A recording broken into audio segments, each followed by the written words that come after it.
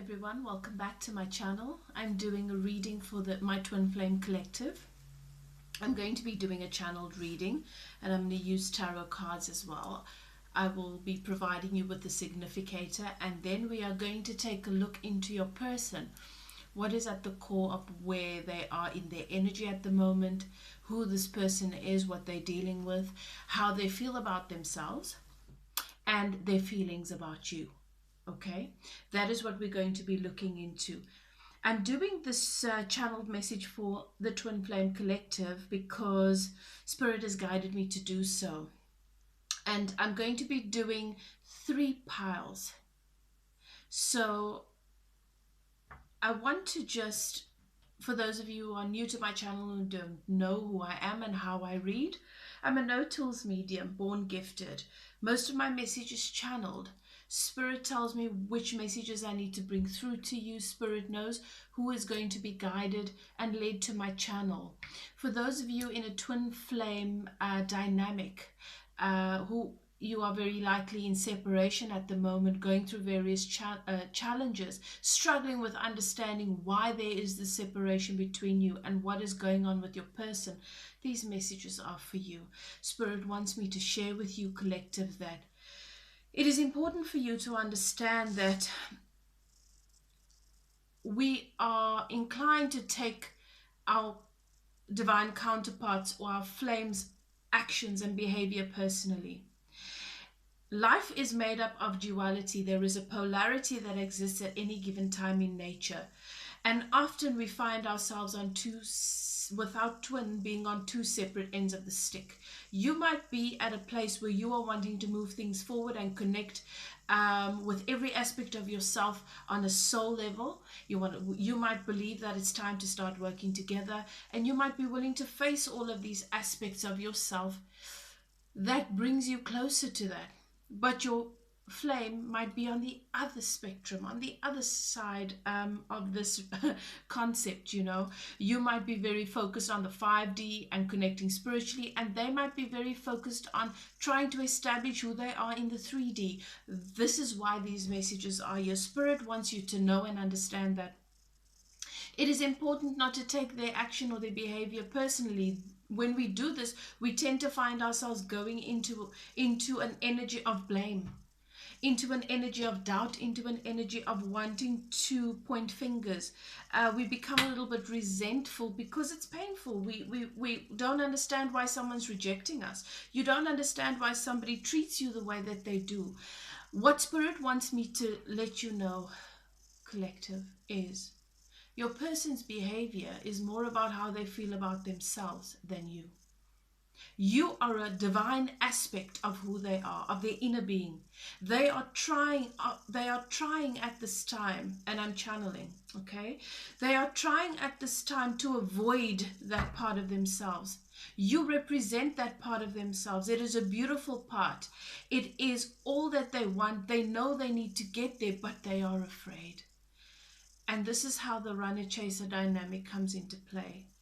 They're struggling to believe it very often. So how they are treating you is more about how they feel about that aspect of themselves than you as a person. Don't take it personally. Doesn't mean that anything's wrong with you. It doesn't mean that anything's wrong with them. Spiritual awakening is rough.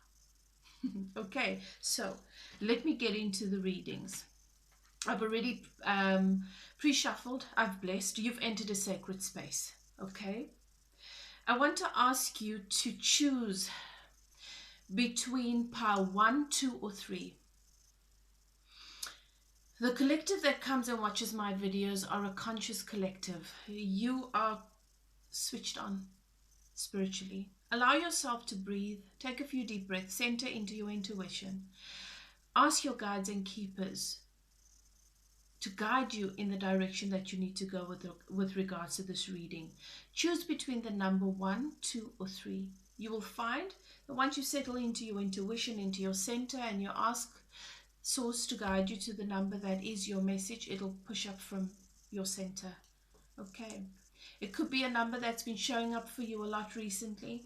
Trust your intuition, okay? And go with that. You've entered a sacred space. I've already blessed the space. I've blessed the cards.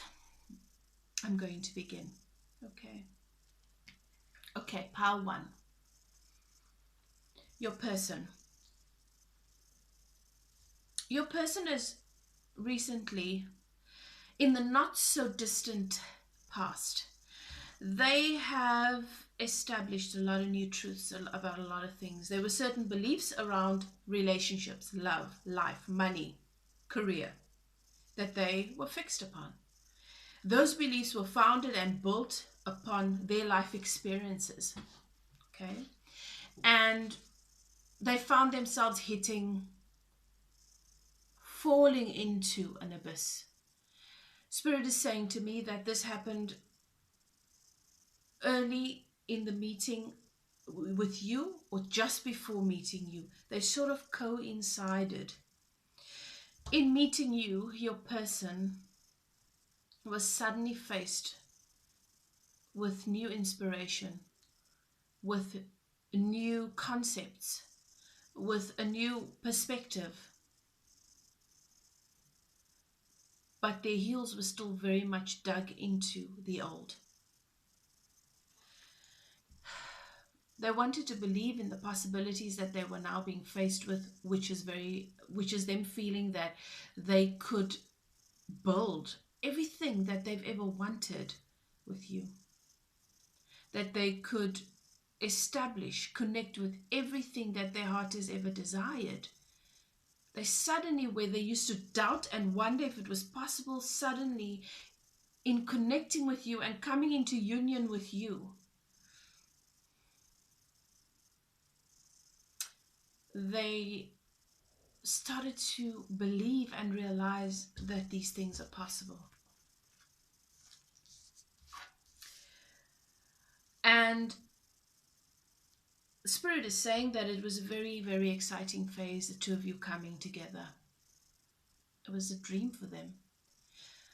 But there were certain things they started to keep from you. There were certain things that they were wrestling with inside of themselves. As I say, heels were still dug in. Part of them was still wondering, is this true? Could it just be another delusion? They started to experience a lot of things, feelings, of being very, very overwhelmed, because this is what life's always been. Now I meet this person and I'm experiencing life to suddenly be very, very different, which is real. Feelings, emotions, thoughts, they started to hide. They started to bury because they didn't know what to make of it, and they didn't want to express it until they came to clarity with it, and they thought they had time to do that. What your person did, unfortunately, is in wanting to guard these feelings, these ideas, these concepts, these emotions, possibly towards you, and emotions that they still had based on old relationships and old ties. Your person started to feel overwhelmed, insecure, started to doubt what was actually happening and what was possible. And in their desperation to buy time until they figure things out, they started showing up as very sneaky in their energy. They started to keep things from you, hide their feelings, do things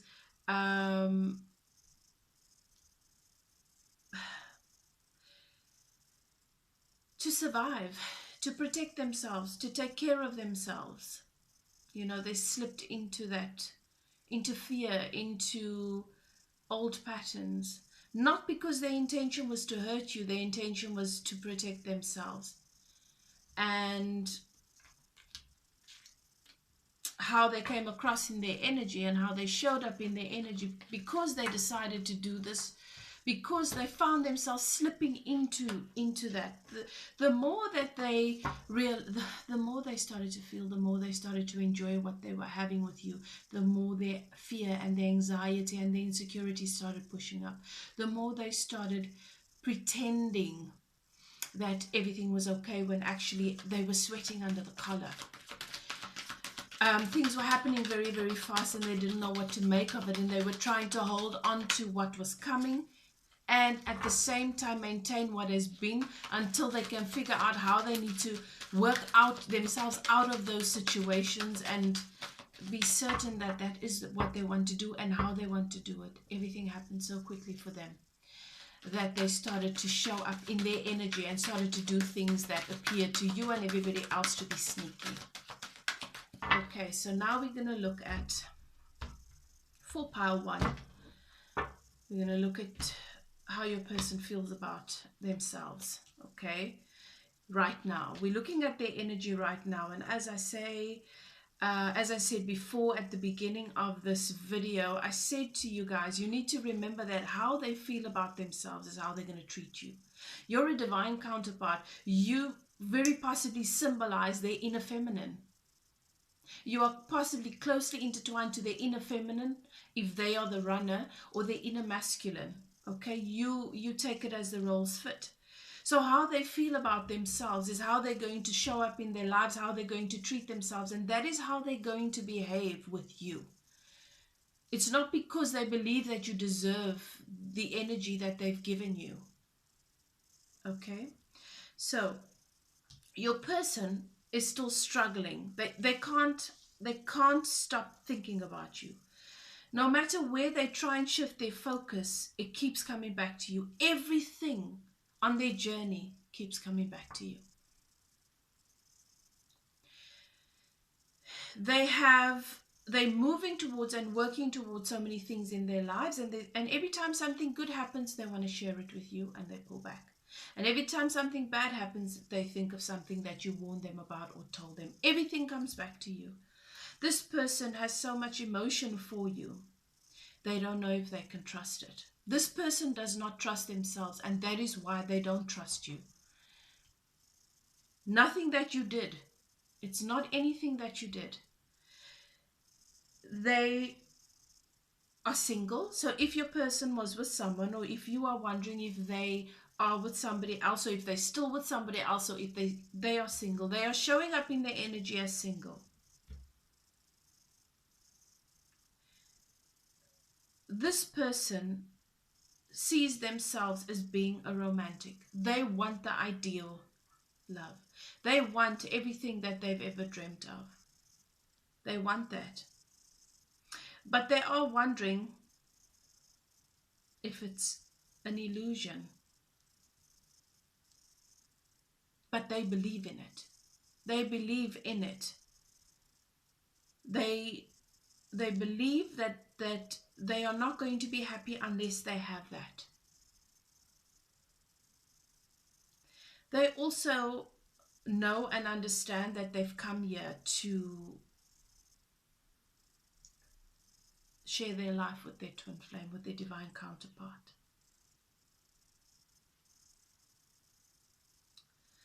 So this person has a lot of emotion when it comes to their concept of, or their understanding of, what they've come to have here in this life in terms of partnership and in terms of love.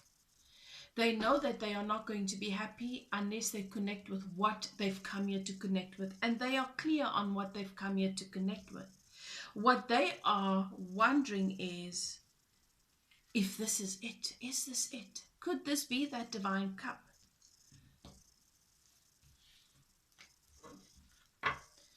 Let's take a look at how your person feels about you right now.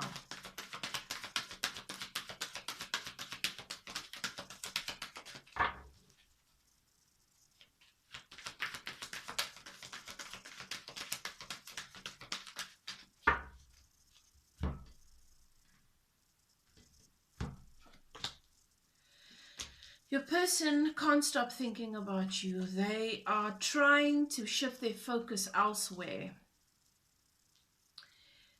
But everything comes back to you. This person has tried everything to try and just create some space in their mind when it comes to you. They can't. Their thinking is obsessive when it comes to you.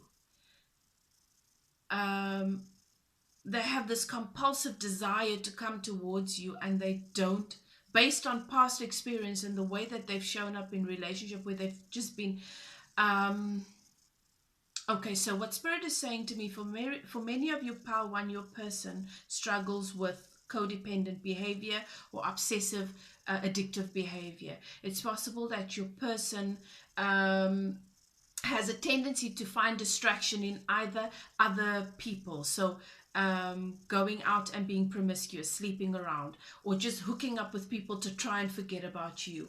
There's possibly an addiction to love here, a history of addiction to sex, a history of addiction to love, or perhaps even substance, just to be able to switch off to their compulsive, what they've come to consider obsessive and compulsive behavior.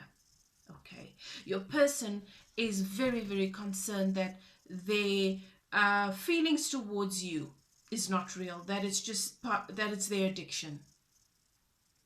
That is why they keep looking at you. They feel this is that you are divine. They feel that you are this divine gift of love from the heavens, but they're not trusting that they can take it, that it is actually that, because of the intense feelings that they have towards you. They feel like it's too much, it's like it's not healthy, and it feels that way because they keep resisting it. You know, this person feels like you are an addiction that they need to get over. They feel like you are in their heads. They feel like you are in every aspect of everything that they do. And this is why this person is fighting you so hard. As a healer, I often explain to my clients when I work with them, and Spirit wants me to share this with you. I often say to them, my healing totem, it's in my bloodline, it's in my family line, is a snake. And I used to think in the beginning, why don't I have a nicer totem, like a nicer totem, one that people are more comfortable with? Well, here's the thing. The kind of medicine that I come with, the kind of healing that I come with, who I am as a healer, I come with what is real, I come with truth, and what I come with is bitter medicine. But it is the kind of medicine that heals you from the root level. It heals the roots, and it heals the ground that those roots are embedded in. It is the good stuff. It is bitter. And I always use this analogy. I'll say to clients, I have snake medicine. A snake, if you think about it, when you're bitten by a snake, it is the very same venom that is going to heal you. So symbolically, snake medicine makes you feel as though you're going to die, paralyzes you. You come to death's door, and only if you are willing to drink that very same venom will it bring you back. It is like a death rebirth cycle. That is the kind of healing that the snake brings. And there is a reason why Spirit wants me to share this with you, Power One, because that is the kind of healing that this connection is bringing. You feel like everything that has been toxic, that has been like a drug, that has been euphoric, that has been elusive in this person's life, minus the actual toxicity. But the drug feels the same, and so they don't know if they can trust it. But it's not about trusting you, it's about them releasing their resistance and learning to trust themselves, and finally allowing themselves to die. Because you can only get to heaven if you die through death's door. And I'm speaking symbolically. That is what this process is about. And that's why this person is resisting so hard. And that's why they've had these struggles with addiction, because they've wanted to be in control. They need to release that. They feel that this is work. They feel that being with you is going to require a lot of work.